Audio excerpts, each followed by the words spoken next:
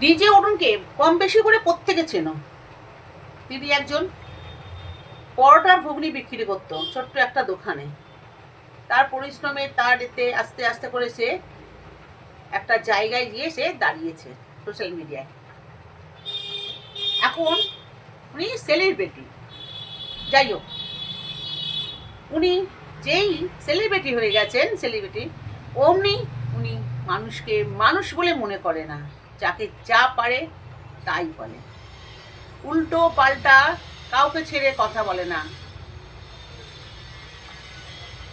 মেয়েদের জামা পরে হাততালি মারা থেকে আরম্ভ করে অপমান করা থেকে তাদের তাদের অপমান করা, মানে কাউকে ছেড়ে কথা বলে না। উনি নিজেকে বিরাট কিছু একটা মনে করেন, কাউকে সম্মান দেন না, কাউকে কিচ্ছু করেন না, নিজেকে বিরাট কিছু মনে করেন। নিশ্চয়ই শুনেছেন আজে বাজে কথা, যা পারে তাই বলেন। আমার একটাই বক্তব্য, যখন এই ভাষাগুলো যখন বলতো তখন তার বউ কোথায় ছিল? তার বউ কোথায় ছিল? ওই তখন তো তার বউ হাত জোর করে প্রত্যেকের কাছে ক্ষমা চায়নি যে আমার বর এরকম উল্টো পাল্টা সবাইকে বলছে, তার জন্য আমি সবার কাছে ক্ষমা চাইছি। ওই কোনোদিন তো দেখিনি তার বউকে ক্ষমা চাইতে।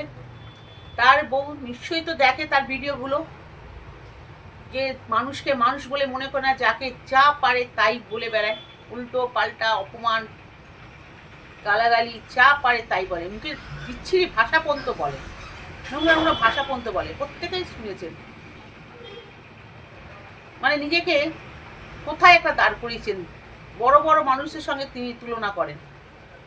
একটাও আমার মিথ্যে কথা না, নিশ্চয়ই আপনারা শুনেছেন। অনেকে দেখি ভয়েস ছাড়ছে ডিজে অরুণের বইয়ের হয়ে, যে উনি যখন ক্ষমা চাইছে ক্ষমা করে দিই। কেন ক্ষমা করবে? ক্ষমা করা উচিত না। যখন ওর বর যখন এরকম উল্টোপাল্টা কথা বলেছে তখন তো ক্ষমা চায়নি, ক্ষমা সেরকম হাত জোর করে সোশ্যাল মিডিয়াতে এসে ক্ষমা করে ক্ষমা চায়নি বরের জন্যে। এখন যেই বরকে বলছে, এখন উনি ক্ষমা চাইতে আসছেন, ক্ষমা চাইছে বলছে আর ভিউজ কামিয়ে যাচ্ছে, ভিউজ কামিয়ে যাচ্ছে, ক্ষমা চাইছে আর ভিউজ কামিয়ে যাচ্ছে আরো। জানি না আমার সঙ্গে কার কার মতের মিল আছে জানি না। আমি বারবার বলবো ক্ষমা করা উচিত নয়, ওকে আস্তে পিষ্টে দেওয়া উচিত।